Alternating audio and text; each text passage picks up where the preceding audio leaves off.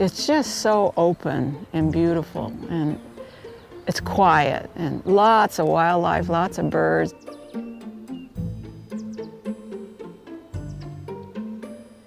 Well, it looks like I traveled a long distance to do this video. It looks like we came to the south of France. Oh, this is shore pine. What are the big white? Oh, that's the Matilaha poppy. Yeah. We did travel a long distance, but not that far. We're in Eureka at the Humboldt Botanical Garden.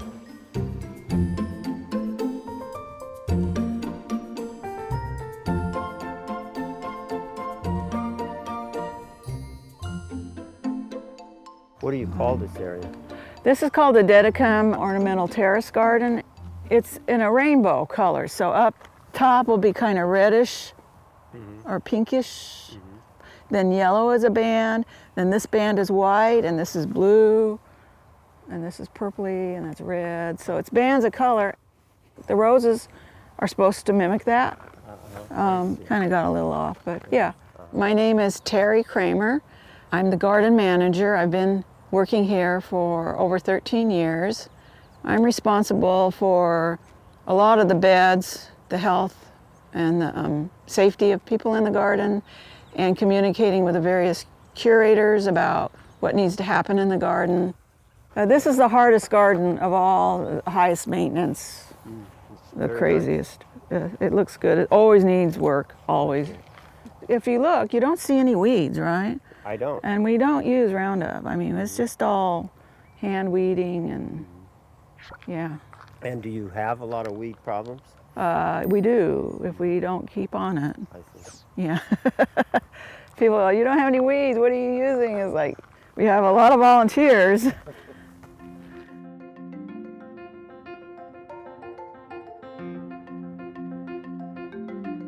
As you might be aware, we have a tremendous diversity in California. Some plants are going to do well in this North Coast environment, and some plants are not going to do well. So it's been kind of a learning process going through planting with success, planting with failure. There's the Mattole Point monkey flower. This will stay in bloom from June through about October. Sorry, I just butchered this to open up the pathway, so it's a little rough looking. If you come around on this side, this manzanita has an interesting story. This is called Presidio manzanita, Arctostaphylos montana ravenii. It was known from only one plant on the Presidio in San Francisco. It's an extremely rare plant and basically extinct in the wild except for the plants that they've propagated and tried to reintroduce into the Presidio. My name is Mark Moore. I'm the volunteer curator of the Lost Coast Brewery Native Plant Garden. I've been here about 10 years now. I'm a retired biologist from the California Department of Fish and Wildlife, and I've always had an interest in native plants. I really enjoy experimenting with plants from throughout the California floristic province. I enjoy a challenge. Somebody says I can't grow something here, I like to try it. Oftentimes I'm proven wrong, but occasionally I'm proven right. This is an interesting plant here. This is called Lepichinia and has a wonderful fragrance. There's a... Man, how would you describe that? Peter Raven from Missouri Botanical Garden. He said, Mark, have you ever tried Lepichinia? And I said, no. I said, Peter, I don't think I can grow that here. It's probably not the right climate for it. And he said, if you haven't tried something 3 times in 3 different places, don't tell me you can't grow it. I planted it. Of course, it took off. And then I've taken cuttings and I planted around. I just enjoy interpreting all of these plants to the public. And it's really, really fun to educate and inspire them to use more native plants in their home landscapes.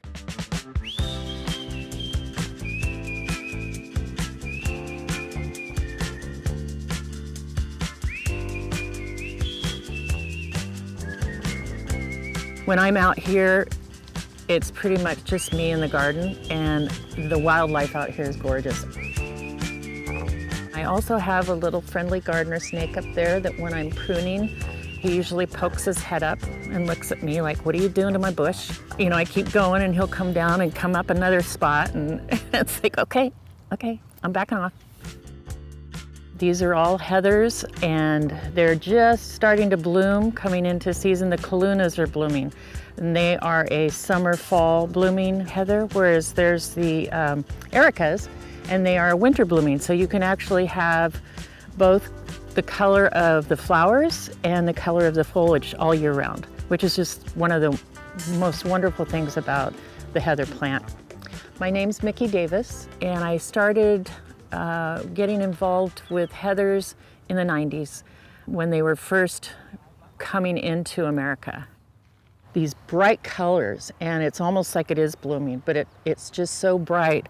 This one turns a lime green, very, very bright, and then it gets a really neat purple flower on it that contrasts with the lime green. It's a tapestry, and when people come here, they love it. They just love how it flows, how it comes together, but they're not quite as popular as they were in the 90s. I'm not quite sure why. I guess people lost interest, but they're certainly popular here at the Humboldt Botanical Garden. Sounds corny, but you're one with nature when you're out here, you know, and that really means a lot. I just don't know really where I'd be in life if I didn't have that touch, so. One of my early memories is from the Midwest. I dug up a transcanthia and put it in our yard, and it lived. And I was hooked for life.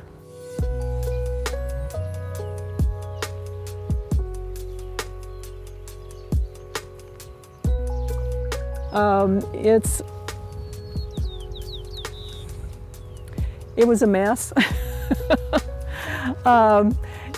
It was in rows. It used to be a part of a vegetable garden. And this side was a giant gravel pile at one time. My name is Jackie Wales, and I'm a volunteer at the garden. I'm the curator of this garden, which is the Pollinator garden. I took this garden over last year. It's has become a cottage garden. Having a cottage garden requires accommodating many different kinds of plants. This has done so well that this fall, my husband and I are going to come in here and get some of this oregano out, because it's taking over the world. Yeah. Even the verbena is a little too happy in some places. Yes, but that's the way a cottage garden is. You just have to kind of help it. Yeah, guide it. People come by and they ask questions and they see my work, and I get to experiment, I get to try new plants, and that's fun. At home, it's chasing dogs out of the yard and keeping the neighborhood children away. So this is much more rewarding.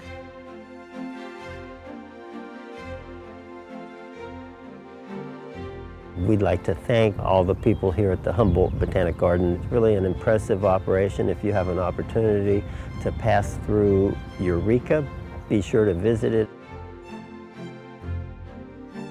We have outdoor concerts every Sunday, so the bands come in here, and then people sit on the grass. And so the grass is another thing. You can see all the brown places where people sit and dance and browns it out. But we put a ton of blend on that about 3-4 weeks ago.